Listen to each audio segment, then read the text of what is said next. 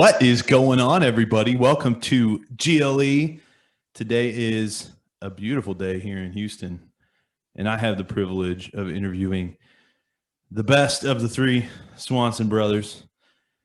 We refer to our older brother as Batman of the family. He's the Bruce Wayne. I am definitely Commissioner Gordon, and James is the White Knight himself, Harvey Dent. Here with me today is my youngest brother, my only little brother, who's not that little, James Swanson. James, welcome to the show, man. Phil, thanks a lot. It's an honor to be here. You're talking me up a lot. I hope I can live up to the hype. Hey, man, so let's go back to when you were born and kind of the story of how you came to be. I'd like you to tell it from your point of view, and I'll correct you on what really happened. Okay, so from what I've heard from our mom,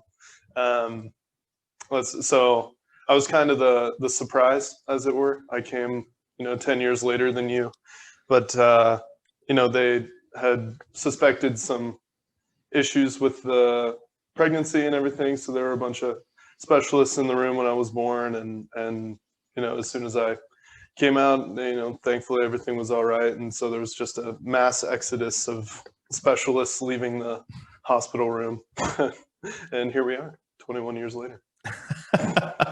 Yeah, so my parents, they thought they were done with kids, and 10 years after I was around, surprise, surprise, another child comes to the family. And honestly, James, you've been a real unifying force in our family. It's been cool to have you as a little brother and just kind of see the difference between closer in age siblings like Steve and I, and then also siblings that maybe are almost operating like an only child. You see it in other families too, where they have large gaps between kids, that they're very independent. And like our cousins, for example, they're all close in age. So they're all like friends and real close. Right.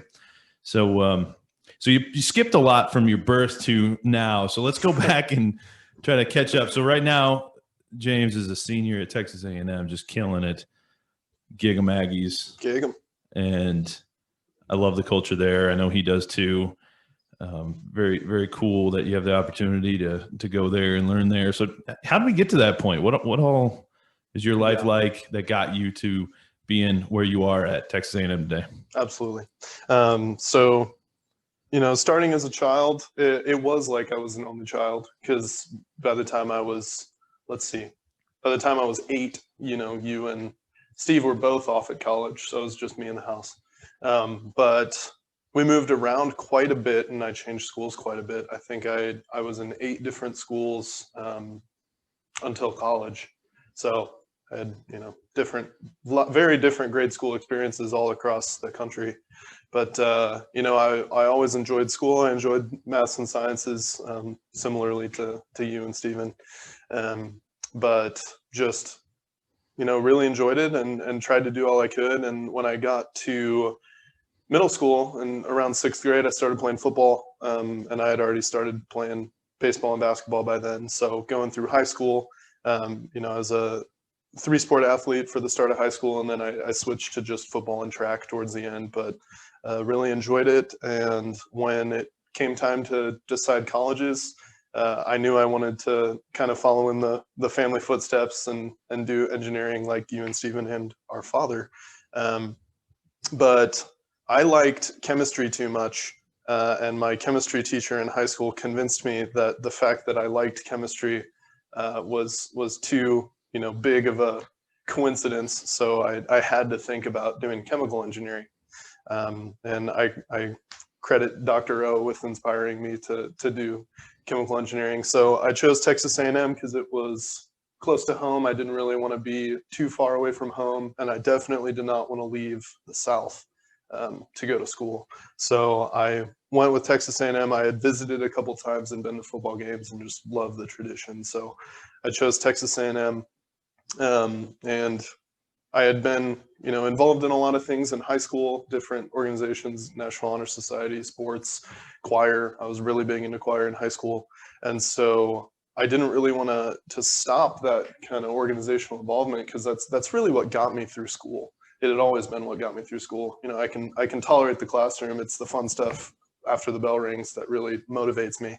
And so up at school, you know, I've also been very involved in the engineering council, the kind of student government organization up at A&M. And I ran their career fair, which happens to be the largest student-run career fair in the world. And I ran that for a year and had a great team to help and a lot of great mentors to guide me. And that was a wonderful experience, and probably one of the best things I've ever done in my life. So let's pause there, because that's a super cool highlight of your experience, and we just covered a lot throughout your story. You mentioned at one point you had Dr. O in your life, this mentor that helped you maybe see something that you were good at, one of your skills. And you know, I think, and I have another mentor that talks about accountability is really taking account of your ability, and that really resonated with me. I just heard it on a call the other day. I really like that. And it's something I've had multiple mentors say to me in different ways. I've had another mentor in my life tell me that, you know, really having true integrity is being able to accurately assess your abilities and your skills. And I loved how you had that mentor in your life, and you really took it to heart. You know, you really received that advice of, hey, you know, maybe this individual is right. He kind of helped set that vision in your life of, you know, maybe I do need to pursue engineering in a different capacity than I was thinking originally. Yeah. And that's definitely one of the more pivotal moments in my life, is when I took that to heart and respected that mentor-mentee relationship I had with him, and just kind of, you know what, maybe you're right. And I looked into it, and I came to college, and I you know, especially at the start, I really enjoyed it. It's a little more difficult now that I'm a senior, but joke's on you, bro. No, starting off especially, I really enjoyed it. Yeah, the chemie degree, for all you listeners out there who may not know engineering, is one of the harder disciplines. You know, chemie, electrical, to each his own, right? But there's definitely disciplines that are harder than others, for sure. By the way, we have a surprise guest on the show, Moose Swanson, James's nephew. He's is on the show today. For those of you just listening, he's sitting next to me panting up a storm, but those on the video might be able to say hi. He's over here. Yeah, Moose has actually been my camera dog since the start of GLE. Not many know that, but he's been behind the scenes making all the magic happen. So lots of credit going to Moose. But great for moral support. for sure. So talk about this career fair you led. I mean, leading the largest career fair in the world. Give some scale to what that was like and what you learned through that process, because I know that had to challenge you, just organizing an event of that magnitude. I don't know, did you have experience organizing events before, or was this really the first time? So I had experience within that specific fair from when I joined the organization. So I was one of the coordinators. There's a team of 15 coordinators that work under 2 chairs that manage the entire fair. And then on the day of, we have almost 200 volunteers and employees of A&M that help us actually facilitate the thing. And so I did have experience on the committee, kind of general knowledge of how it operated. And then, you know, I really fell in love with it. And I mean, they talk about the Aggie network. Those of you probably more so in the South, you'd be familiar with this terminology, the Aggie network. But it really is a powerful thing to behold. And that career fair is one of the most tangible ways to actually witness it. And you know, like I said, I fell in love, and I applied to be one of the chairs of the fair. And they reviewed my application, I interviewed, and I was fortunate enough to be selected as a chair. But to provide that scale, so we have, I think, almost 15,000 unique students that come through the fair every year. So that takes into consideration, you know, people that go to both days of the fair instead of just one day. So 15 to 20,000 unique students. And then annually we have about 800 companies come through. Wow. And so, yeah, it's a huge undertaking, and it takes a huge team to do it. And I was very fortunate to have a great mentor in my first semester in the position. Her name's Allison, and she taught me a lot. And then my second semester, a new co-chair came in under me. And Blake was a great mentee to me, and we really formed a great friendship and had a lot of fun working together. So Very cool. Yeah. Very cool.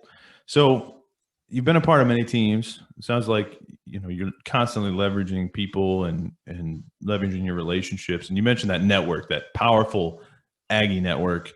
That's something that I had really neglected when I think back to my college days, you know, and there's different schools and different levels of school spirit. And as I've gotten older, I've realized that and everyone says it's all about who you know, right? But it's really resonating with me more and more these days, how powerful your network is. Yeah.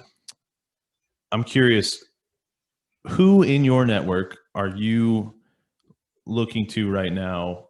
Maybe not specifically, but are there individuals in your network where you actively seek out mentorship, or like with the Dr. O thing, has it been a sort of an accidental association, or do you have purposeful seeking out of mentorship that you do?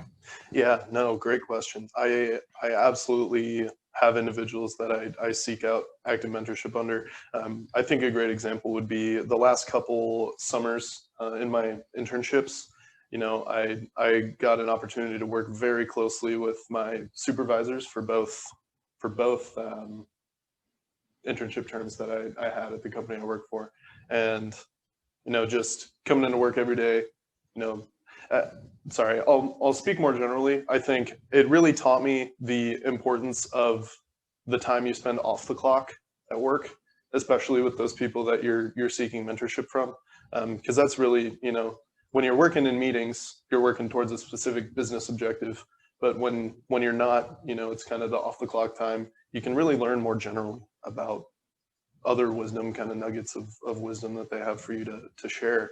And so definitely, I think I've sought mentorship from a lot of individuals, that being one example, and different professors at school and different, you know, leaders of mine in organizations also that Sure. I've definitely tried to seek relationships with. Yeah, when I was struggling with some classes in university back in the day, in college, I say university for my Canadian compadres, but in college, you know, going and just spending time with your professors at their office hours, asking them questions, showing people that you're engaged can be such an invaluable thing to do. Are there lessons that you have taken from your time in college that have really helped you throughout your time there? Or maybe you can think back and go, you know, it would have made my life a lot easier if I'd have just done this and this and this, for maybe some of the listeners that are about to pursue college. Yeah. So I think the biggest thing I've learned in recent months that I wish I had known earlier in my college career is that, you know, savor the moments when you're not studying more than the moments when you are studying. I think when I got to college, I really focused hard on, you know, my GPA needs to be this. I need to be involved in this and this and this. And don't get me wrong, success is very important, especially if you're competing for, you know, your dream internship or job, things like that. You really want a strong start to your career out of college, which I did. And I got very lucky to have that. But, you know, I had to make a lot of sacrifices of the time out of the classroom because I spent it studying or working or doing stuff like that. So I think the advice I would say is it's okay to fail. It's okay to not, you know, get A's on those tests. But, you know, that network you build, those friends you have in college that are going to stay with you for years down the road, it's really important to savor and appreciate those moments. So I was listening the other day to Brad Lee's podcast, the Dropping Bombs podcast. He really likes when people share out his podcast, and I get a kick out of it, so I enjoy sharing it with people. But he was talking about how he didn't go to college and doesn't have a degree, or didn't have a degree. He's a college dropout. And then he had some bachelor's degrees and master's degrees and MEs and, you know, all these different degrees, and now they work for him.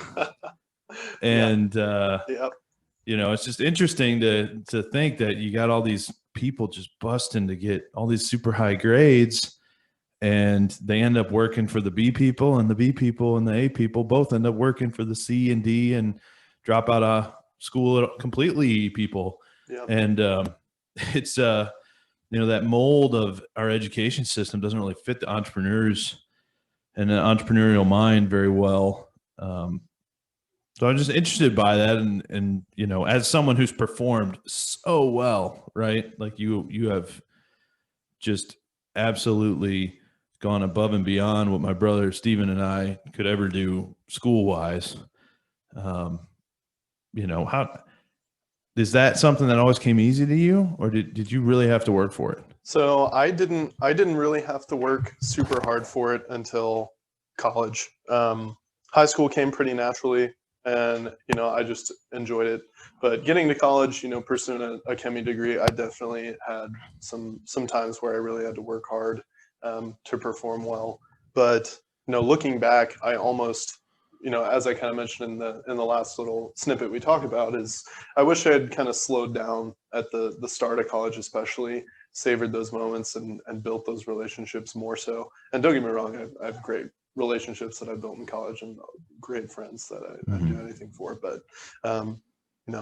that's the really important part of college that I feel like I almost overlooked. So all you college students out there or parents that are about to send your kids off to college, tell them, yeah, you can have some fun or whatever. And yeah, you need to go get, if you're going to go, you better get a degree. Otherwise, don't waste your money and just go live there and hang out with people. But it's really about building those relationships with people. You got to build relationships with people everywhere you go, and, get out of your own way and get out of that selfish sort of worldview where you put your head down and you live in your own world all day, and get out there and talk to some people, go meet some people and build relationships. You never know who you're going to meet and what they do and how you can help them, or maybe how they can help you. Absolutely.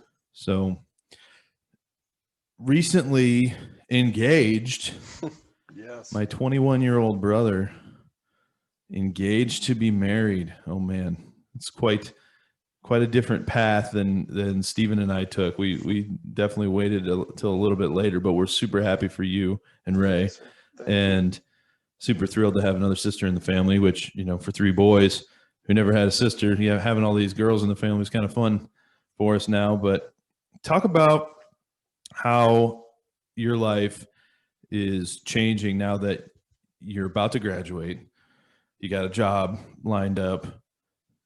You're about to get married. What types of insecurities are you dealing with right now as you're, embarking into grown-uphood? Yeah. So the biggest thing I think I'll talk about was a few months ago. And I was coming out of my internship with the same company in the energy industry. And, kind of not to be, cocky, but I thought of myself as a shoo-in for a full-time offer. At this company, I had performed really well and driven a lot of value for them in my months there. And then the pandemic happened, and there were no spots. No one got hired. That company had, thousands of interns. No one got a job. And I mean, it was like a breakdown to come to Jesus moment almost. It was just like, what am I going to do? I've spent all of my free time professionally networking within this company, and now there's no opportunity, and it's like, oh my gosh. So at the start of this semester, I wasn't running career fair anymore, so I got to go and spend as much time there as I wanted. So I talked to dozens of companies. I applied to probably 50 positions. Just all of my free time. I pretty much took 2 weeks off of school because all my classes were online. I could watch them whenever I want. So I was like, you know what? I'll catch up later. If I'm gonna propose to the love of my life, I need to have a job in the bag. And so that was a huge insecurity. It really rocked me and really motivated me to act, and was very productive in applying for jobs and doing all that. And out of those 50 positions, I got probably 10 interviews, probably 5 second-round interviews, and then 1 offer. And the offer I got started as a pipe dream. It was a consulting company that does technology consulting. I always thought it sounded really interesting, and that, I knew that was a great company to work for. I had no experience with that company. I had no internships in consulting. I was like, you know what? I'll apply. My friends that work there really like it. So I thought I'd do it, and that was my 1 offer. It's such a blessing. I love that story, James, because when I was getting out of school myself, I had a similar experience. I probably didn't apply to 50 schools, or 50 companies, but I was applying to, just about every big energy company, all the major reputable companies I could think of or knew anyone at. And I ended up having several job offers out of school, but it was interesting that I actually didn't get one from any of the companies that didn't know me, or I didn't know someone there.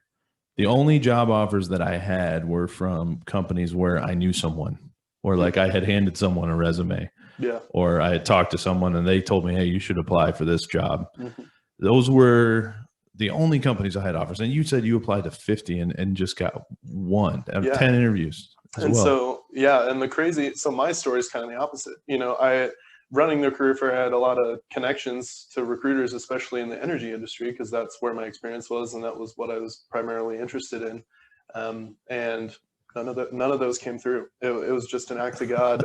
I applied to a online posting, and this company's huge. They have almost 500,000 employees, and they probably get thousands of applicants. And I guess they just picked mine out of the pile and liked it. It's wild, it goes to show you, again, going back to networking, you never know what it's going to be. It may be someone you barely know, or some company that doesn't even know you, and you reach out to them, and now you have a connection that's life-changing for you.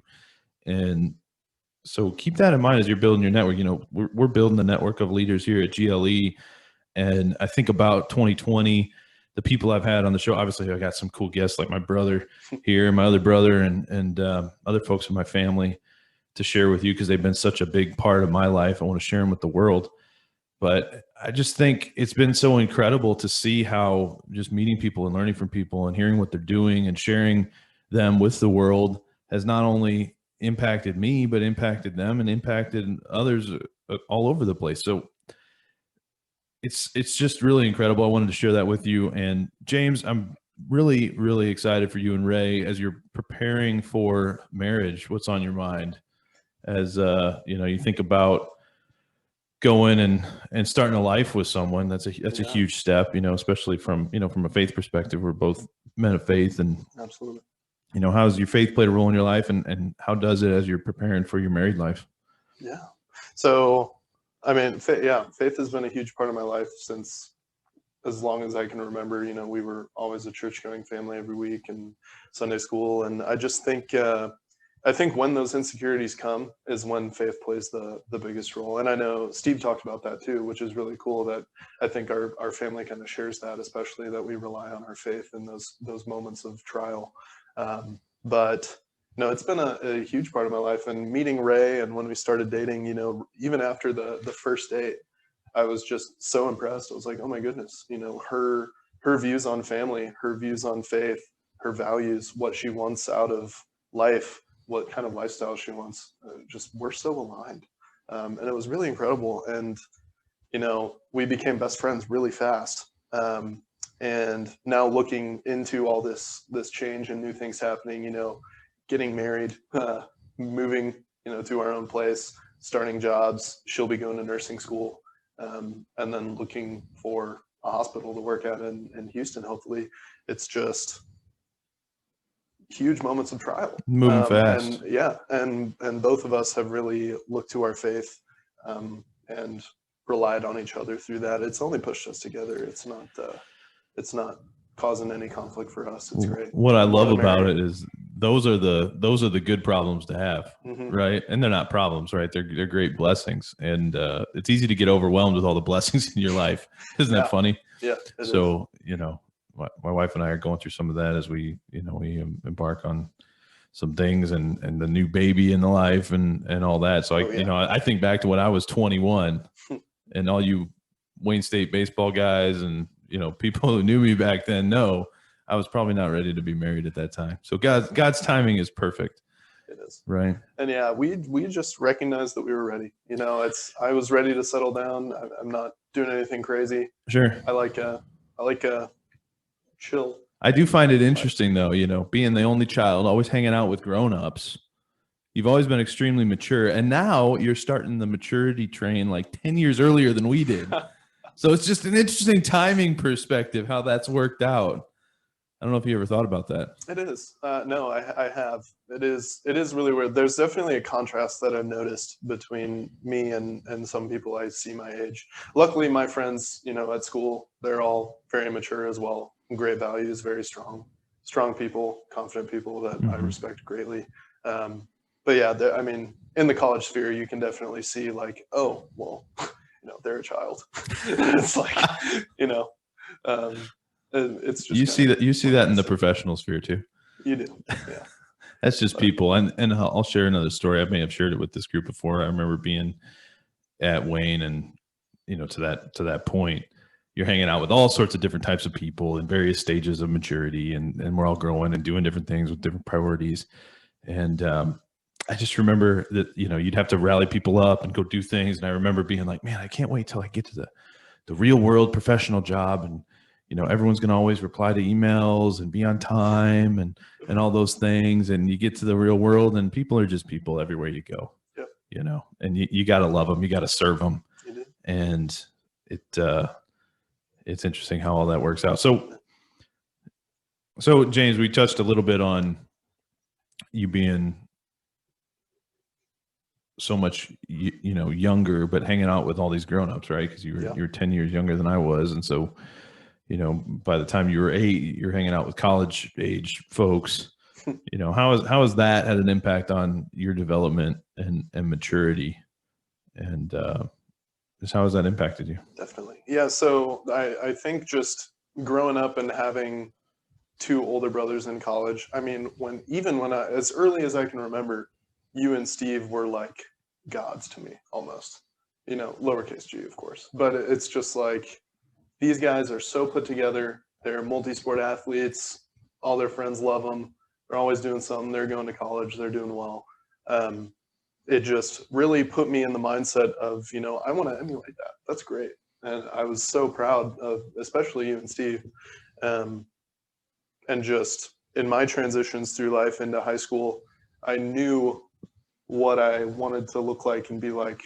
And I think it really pushed me out of my comfort zone to aspire to things. And I definitely made them my own. I had unique circumstances for where I went to high school versus where you went to high school. I went to a much smaller school with, less intense athletics programs. And so I got the opportunities to really deeply explore music and other things like that. And then going off to college, I wasn't a collegiate athlete. So then it's like, okay, now what do I do? And I really got a chance to reinvent myself and become, my own kind of version of what I had in my head from when I was a kid. But, always in the back of my mind, I thought of my mentors and kind of what would they do in this situation, and how can I push myself to be better and be a mentor to those coming after me. I love that, man. I have been harping on this lately, but I got to do it again, because as I think about being an engineer in energy and you've done that same sort of path, thinking about you hanging out with older people and that advancing your maturity growing up, it's just so important. And you hear it, and I want my audience to hear it. You are the product of the 5 people you're closest to in your life. Yeah. And if you are hanging around the same people, and that's not a bad thing. I'm not saying it as a bad thing. I'm just saying if you want to learn more, do more, aspire to more, do different things, you need to purposefully seek out people that are doing and living the lifestyle that you want. And, absolutely, that's just so important. And I just love how you can, it's just amazing how clearly you can see that in people's lives like yours, and how you've matured. And then I love also how you reinvented yourself, because for being athletes, you got an awesome stud athletic little brother, and you're like, man, yeah, here's my opportunity to coach, and I'm going to make him like the best darn athlete in the history of the planet.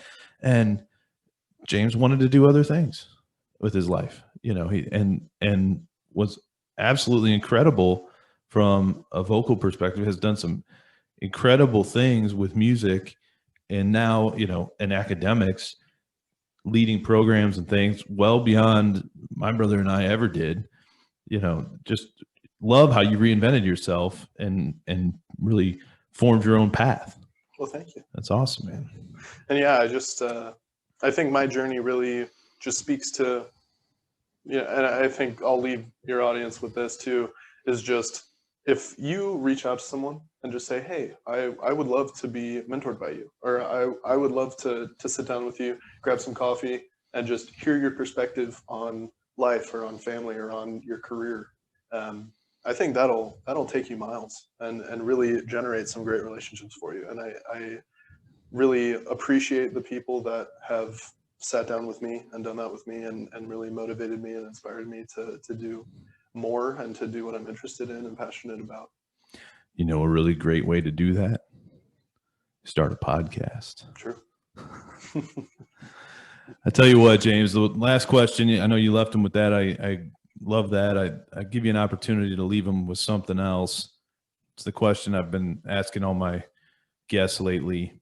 With technology these days, who knows who will see these things into the future? If you were going to leave the next several generations with 1 to 3 tidbits of knowledge from your 21 lengthy years of experience, what would you leave our audience with today?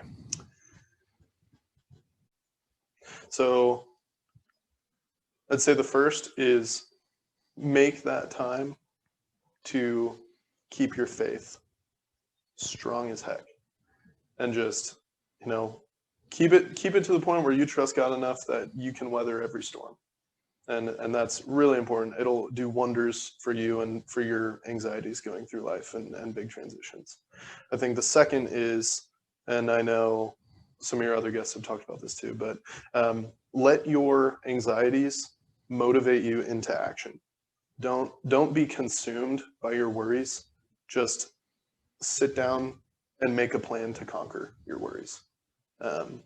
And James, my brother, I love you, sir. You are an awesome blessing on my life. I'm thrilled that I could have you on the show and share you with the GLE network. Love you too, bro. If people want to find you, where can they find you? So I'm on Instagram and Twitter at Son of Swan. And you can find me on LinkedIn, James Swanson.